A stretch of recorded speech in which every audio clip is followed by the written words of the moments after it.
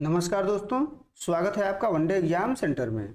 दोस्तों, आज के वीडियो में हम लोग प्रगतिवादी कविता की विशेषताओं पर चर्चा करेंगे और जानेंगे कि प्रगतिवादी कविता में कौन कौन सी विशेषताएं पाई जाती हैं। हिंदी साहित्य में 1936 से 1943 ईस्वी तक के समय को प्रगतिवाद नाम दिया गया है। यानी प्रगतिवाद की जो समय सीमा है 1936 से लेकर के 1943 ईस्वी तक है। 1936 में प्रगतिवाद शुरू होता है और 1943 में जाकर के समाप्त हो जाता है। इस युग के कवियों ने मार्क्सवादी विचारधारा को अपनाकर कविताएं लिखी हैं।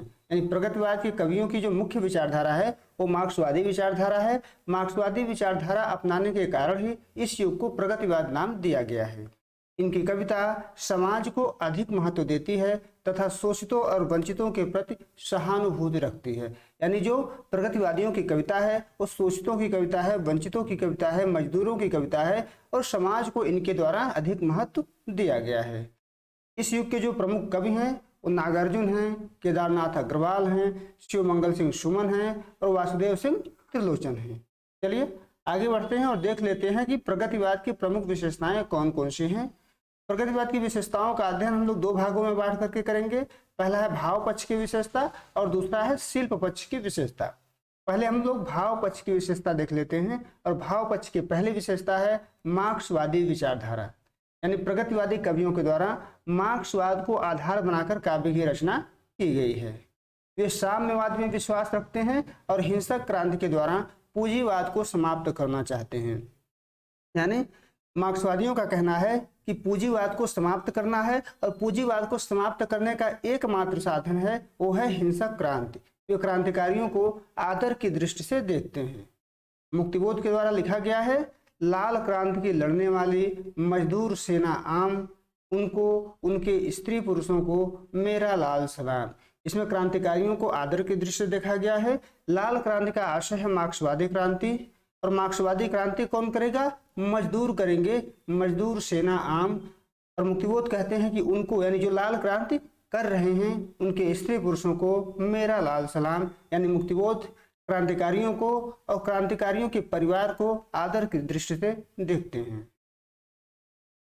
दूसरी विशेषता है यथार्थवाद। प्रगतिवादी कवि यथार्थवाद में विश्वास रखते हैं। उनका यथार्थवाद समाजवादी मान्यताओं पर आधारित है। यथार्थ का मतलब होता है दोस्तों सच्चाई। यानी जो प्रगतिवादी कवि हैं वो सच्चाई में विश्वास रखते हैं और उनका जो सच्चाई है, जो यथार्थवाद है, वो समाजवादी मान्यताओं पर आधारित है। इसलिए ये भूख को सर्वाधिक महत्व देते हैं। नागार्जुन ने लिखा है, दाने आए घर के अंदर कई दिनों के बाद, चमक उठी घर भर की आंखें कई दिनों के बाद। यानी इस कविता में, कविता का नाम है अकाल और उसके बाद, इस कविता में नागार्जुन ने भूख को अधिक महत्व दिया गया है कि अकाल जब समाप्त होता है कि उसके बाद लोगों की स्थिति क्या रहती है, भूख किस प्रकार से लोगों को लगी होती है और भूख के बाद जब घर के अंदर कई दिनों के बाद दाने आते हैं तो किस प्रकार से घर भर की आंखें चमक उठती हैं। तीसरी विशेषता है शोषितों के प्रति सहानुभूति। प्रगतिवादी कवि जो हैं वो मजदूर, किसान एवं अन्य शोषितों के प्रति दया एवं करुणा का भाव रखता है। यानी जो प्रगतिवाद के कवि हैं वो मजदूरों के प्रति, शोषितों के प्रति, जो भी समाज का निम्न वर्ग है, जो कमजोर वर्ग है, उसके प्रति दया और करुणा का भाव रखता है। इनका मानना है कि इसी वर्ग में सामाजिक व्यवस्था में परिवर्तन लाने की शक्ति है। यानी जो कमजोर वर्ग है, जो किसान है, जो मजदूर है, वही वर्ग ऐसा है जो सामाजिक व्यवस्था में परिवर्तन ला सकता है। केदारनाथ अग्रवाल ने इनके बारे में लिखा है, यानी जो मजदूर वर्ग है उनके बारे में लिखा है कि मैंने उनको जब जब देखा लोहा देखा, लोहा जैसे तपते देखा, गलते देखा, ढलते देखा, मैंने उसको गोली जैसे चलते देखा। केदारनाथ अग्रवाल की कविता है और ये मजदूरों के बारे में लिखा गया है। अगली विशेषता है पूंजीवाद का विरोध। जो प्रगतिवादी कवि हैं, जो मार्क्सवादी कवि हैं, वो पूंजीवादी व्यवस्था का विरोध करते हैं। ये पूंजीवाद से घृणा करते हैं। यही उनके आक्रोश का केंद्र है। यानी जो पूंजीवादी व्यवस्था है वही मार्क्सवादी कवियों के आक्रोश का केंद्र है, उसी को ये समाप्त करना चाहते हैं। मार्क्सवादी कवि मानते हैं कि पूंजीपति जो है सारे संपत्ति को हड़प कर बैठा है और मजदूरों का शोषण कर रहा है। इसी कारण प्रगतिवादी जो कवि हैं वो पूंजीवाद का विरोध करते हैं, यानी जो पूंजीवाद है वो सारे संपत्तियों पर कब्जा जमाए हुए है और मजदूरों का शोषण कर रहा है, मजदूरों को उनका अधिकार नहीं दे रहा है। इसी कारण जो प्रगतिवादी कवि है वो पूंजीवाद का विरोध करते हैं। मुक्तिबोध ने पूंजीवाद के बारे में लिखा है, तू है मरण, तू है रिक्त, तू है व्यर्थ, तेरा ध्वंस केवल एक तेरा अर्थ। यानी पूंजीवाद क्या है, मृत्यु के समान है, रिक्त है, व्यर्थ है, उसका ध्वंस यानी उसका विनाश ही उसका एक केवल अर्थ है। अगली विशेषता है राजनीतिक चेतना। प्रगतिवादी कवि राजनीति से दूर नहीं भागते बल्कि उसके भीतर के विसंगतियों को उजागर कर उस पर व्यंग करते हैं। यानी जो प्रगतिवादी कवि हैं वो राजनीति के विसंगतियों को उभारते हैं और राजनीति पर व्यंग करते हैं, राजनीति पर कविता लिखते हैं। उनका मानना है कि उदारवादी लोकतंत्र शोषक वर्ग के हितों की रक्षा करता है। जो उदारवादी लोकतंत्र है वो जो शोषक वर्ग है, जो पूंजीपति वर्ग है, उसके हितों की रक्षा करता है। नागार्जुन ने लिखा है कि खादी ने मलमल ने चुप चुप 60 गांठ कर डाली है, बिरला टाटा डाल मियाँ को 30 दिन दिवाली है। खादी का अर्थ नेताओं से है और मलमल का अर्थ पूंजीपतियों से है। नेताओं और पूंजीपतियों ने चुप चुप क्या कर डाली है, 60 गांठ कर डाली है, दोनों में गठबंधन है। बिरला टाटा डालमिया ये सब क्या है, पूंजीपति हैं। इनको यहाँ क्या है, 30 दिन दिवाली है। यानी इनके द्वारा पूंजीपति पर भी और नेताओं पर भी, राजनीति पर भी क्या किया गया है, व्यंग किया गया है। अगली विशेषता है सामाजिक व्यवस्था का परिवर्तन। यानी जो प्रगतिवादी कवि हैं वो सामाजिक व्यवस्था में परिवर्तन लाना चाहते हैं और वो परिवर्तन आमूलचूल परिवर्तन होगा, व्यवस्था में परिवर्तन नहीं होगा, व्यवस्था का परिवर्तन होगा। प्रगतिवादी कवि सामाजिक व्यवस्था को बदलना चाहते हैं। उनके अनुसार यह बदलाव वर्ग संघर्ष और क्रांति के माध्यम से ही संभव है।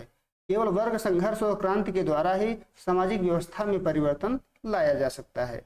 रामधारी सिंह दिनकर ने लिखा है, सदियों की ठंडी बुझी राख सुबुगा उठी, मिट्टी सोने की ताज पहन इठलाती है, दो राह समय के रथ का घर घर नाद सुनो, सिंहासन खाली करो कि जनता आती है। ये बदलाव की कविता है, परिवर्तन की कविता है, जो रामधारी सिंह दिनकर के द्वारा लिखा गया है। अगली विशेषता है प्रकृति चित्रण। प्रगतिवादी कवि प्रकृति का भी चित्रण करते हैं, लेकिन इनका जो प्रकृति चित्रण है वो छायावादी कवियों की तरह नहीं है। छायावादी कवियों से इनका प्रकृति चित्रण अलग है। ये प्रकृति को किसानों की आंख से देखते हैं, मजदूरों की आंख से देखते हैं। इन्हें प्रकृति का वही रूप आकर्षित करता है जो जन सामान्य से जुड़ा होता है, जो आम जनजीवन से जुड़ा होता है। यहाँ पर देख सकते हैं जिस कविता का हमने उदाहरण दिया हुआ है, इसमें चना का वर्णन किया गया है। चना किसान उगाता है, यानी किसानों की दृष्टि प्रकृति का वर्णन किया गया है। एक बीते के बराबर यह हरा ठिगना चना, बाधे मुरेठा शीश पर सज कर खड़ा है। आगे बढ़ते हैं। अब हम लोग शिल्प पक्ष की विशेषताओं का अध्ययन करेंगे। अभी हम लोग प्रगतिवादी कविता के भाव पक्ष की विशेषता का अध्ययन कर रहे थे। अब हम लोग शिल्प पक्ष की विशेषता का अध्ययन करेंगे। पहली विशेषता है शिल्प पक्ष की, वो है काव्य रूप। प्रगतिवादी कविता संघर्ष की कविता है, इसलिए इसका स्वरूप प्रबंधात्मक नहीं है। यानी प्रगतिवादी कवियों ने प्रबंध काव्य की रचना नहीं की है। इस युग में मुक्तक काव्य और लंबे कविताओं की प्रधानता है। दो प्रकार के काव्य लिखे गए, एक तो मुक्तक काव्य लिखे गए और दूसरा लंबे कविता प्रगतिवादी कवियों के द्वारा लिखे गए हैं। दूसरी विशेषता है भाषा। प्रगतिवादी कविता खड़ी बोली में ही लिखी गई है, लेकिन यह जन सामान्य की बोली है। इसमें तत्सम शब्दों की प्रधानता नहीं है। यानी इनकी भाषा ऐसी है जो जन सामान्य के द्वारा प्रयोग में लाई जाती है, जो आम बोलचाल में प्रयोग में लाई जाती है, वही खड़ी बोली है। संस्कृत के तत्सम शब्दों की प्रधानता इसमें नहीं है। अगली विशेषता है बिंब एवं प्रतीक। प्रगतिवादी काव्य में बिंब एवं प्रतीकों का प्रयोग बहुत कम किया गया है, नहीं के बराबर किया गया है। ये कवि जो है सच्चाई को व्यक्त करना चाहते हैं। इनका मानना है कि अगर हम कविता में बिंब और प्रतीक का प्रयोग करते हैं तो कविता क्या हो जाएगी, सच्चाई से दूर हो जाएगी, सच्चाई से ओझल हो जाएगी। लेकिन जहां पर भी इसका प्रयोग मिलता है वो सामान्य बिंब ही है जो लोक जीवन से जुड़ा हुआ है। स्पष्ट है दोस्तों? आप लोगों को ये वीडियो पसंद आया होगा। आप हमारी वीडियो को लाइक करिए, चैनल को सब्सक्राइब करिए। बहुत बहुत धन्यवाद।